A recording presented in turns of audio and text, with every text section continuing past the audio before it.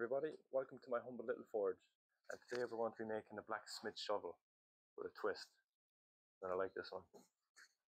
Right, so I've cut out a few pieces now. So I'm going to forge the shovel. This is going to be the handle, all forge welded together and twisted. It's going to be forge welded onto this, and that's going to be forge welded onto this, and that's going to be riveted onto this.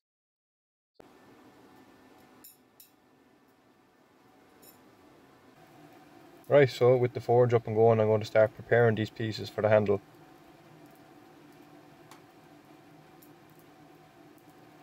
So to start preparing all these pieces for the handle, I'll just get a heat in the middle of them and just bend them over just like that and then flatten them out slightly without trying to distort the round section.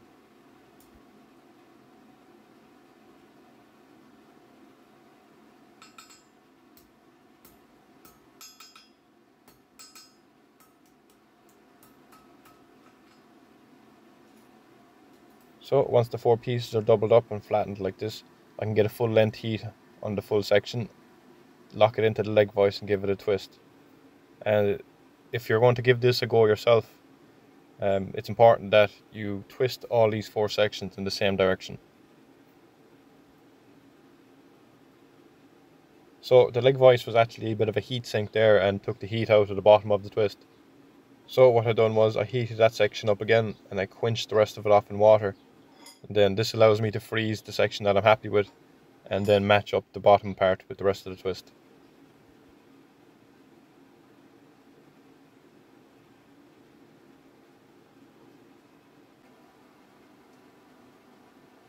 So once I'm relatively happy, I can get two pieces like that and bring them up to a good welding heat and start tacking them together. I don't want to overdo it, just slightly tack them, that's perfect. So then I'll turn it around and repeat that on the other side. And then I'll repeat this on the other two sections.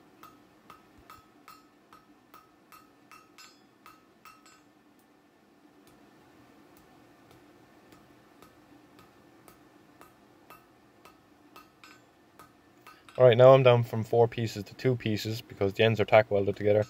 I can join them up and make those 4 pieces into one by repeating the previous process.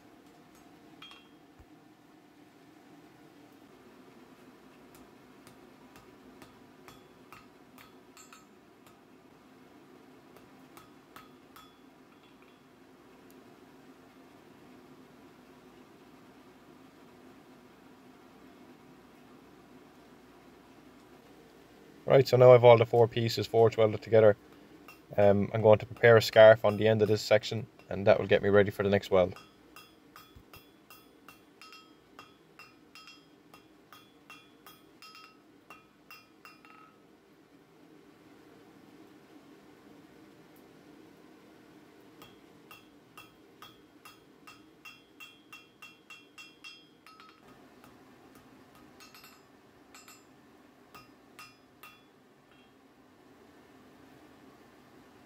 Right, now all that's done, happy out with it. I'm going to prepare the long section of the handle, just doing a little bit of an upset on it and then make a scarf on the end of it as well.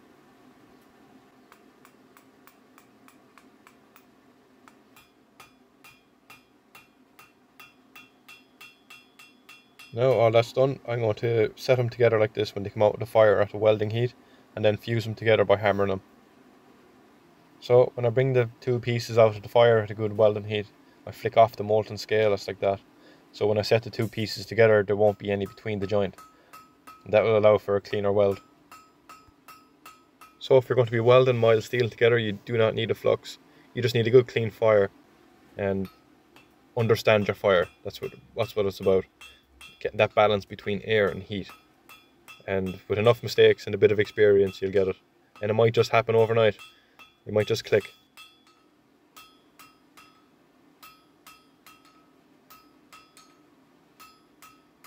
So on this section right here, I'm going to do a collar weld. So I need to forge this section round. Now collar welds have many uses. You can use it for forming the tops of bolts, have it for joinery methods, and in this case it's a decorative element. So this is going to be a piece of 12mm round wrapped around the end section of the handle and forge welded together and shaped on the anvil's edge. Right, so once I'm happy with everything here, I'm going to measure out what I need for the collar.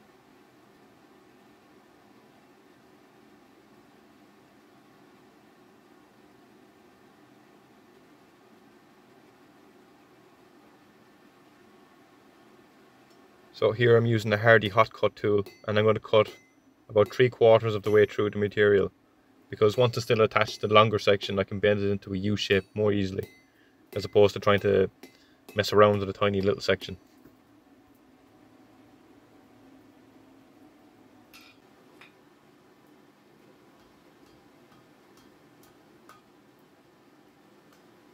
And once I have it bent around into a U shape like that, I can grip it with the scroll and tongs and break it off nice and easy. And once there's a good bit of a heat still in it, I can use it then to shape it onto the end section of the handle.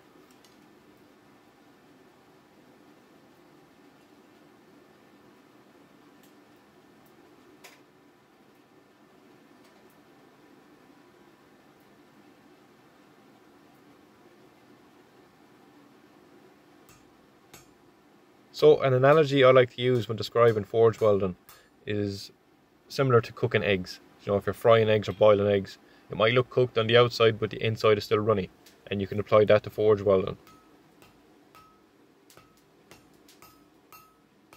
And it always comes back to fire management, the balance between heat and air in your fire.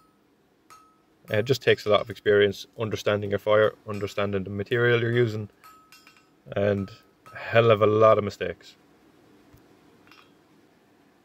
So whenever I'm doing collar welds like this, I'll only work them at welding heats until I'm happy with the shape, and then at a lower heat when I'm nearly finished, I can kind of really define it and get it nice and crisp. If you don't work it at welding heats when you think it's welded, that's when it'll open up on you and your collar will just fall off.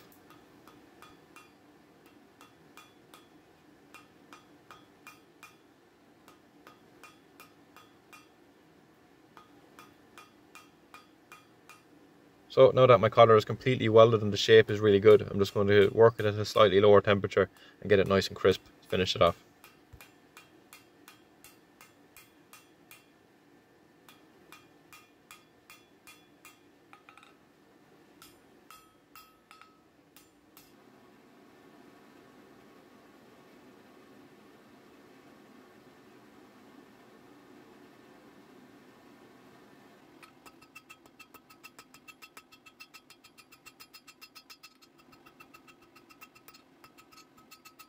Right, so I'm just forging out this small section here, and that's the part that the shovel is going to be riveted onto.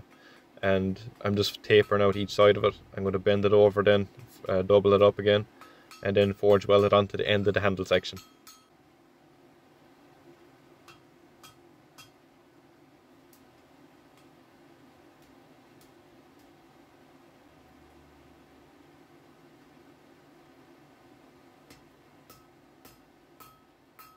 So once I'm happy with everything here, I'm just going to prepare a scarf in both sections and get it ready for the next weld.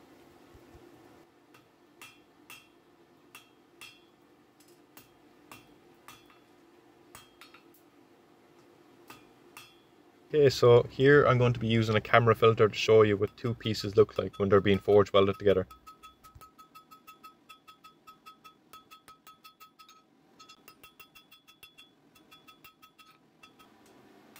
Right, so once that's all welded and I'm happy with it, I can open up the end section here with a chisel and get it ready then for the shovel.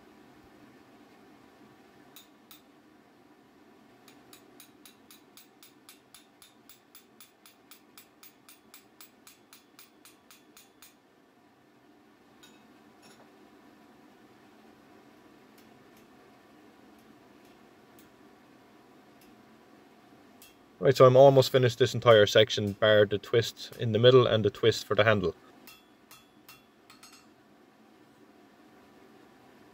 And here now I'm going to be forging the shape of the shovel. Basically it's just a lot of heat, beat and repeat.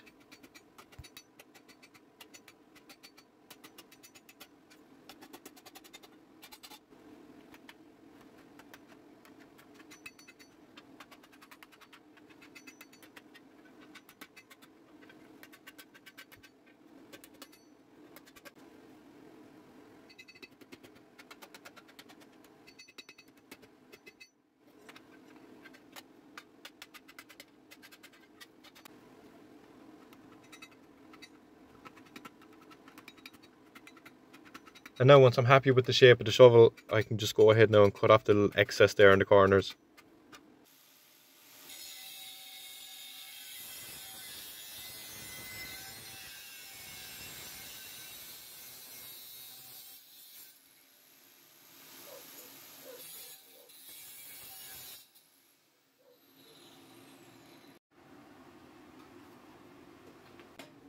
Right, so here I'm just fixing on the end section of the handle onto the shovel so it'll fit nice and tight, and once that's riveted then it's just extra support. So here now I'm just marking it out with center punches and getting it ready for assembly.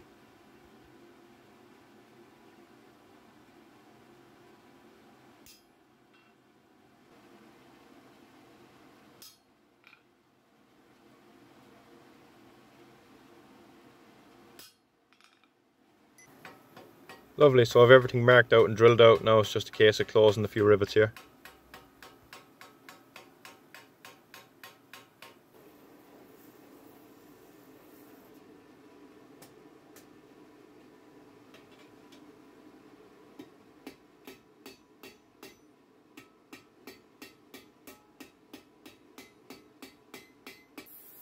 So here I'm going to use a controlled heat and get a nice little angle on the shovel and make it nice and easy to use.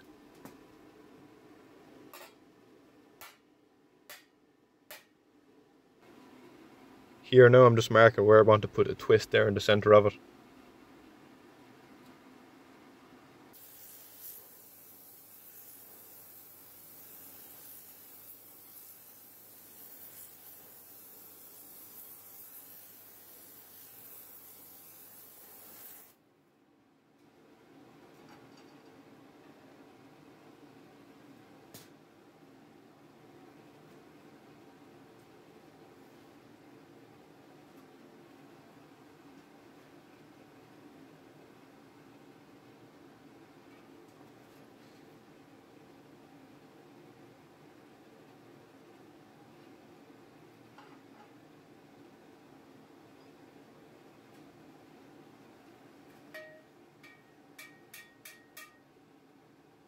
Right, now finished up everything here and it's time for the final twist.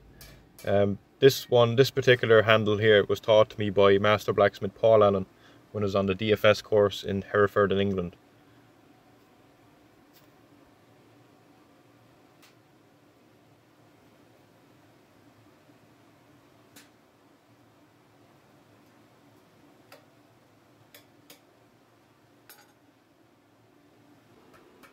Now that I'm happy with the twist, I can just tighten up these sections here, because when you twist it back like that, it tends to open up on you a small bit. So it just gets it nice and tight again and gives it a much better look. And for the final hammer blow, it's my touch mark. Right, so here we have it. Hope you enjoyed the video, and more importantly, the finished piece. Thank you for watching.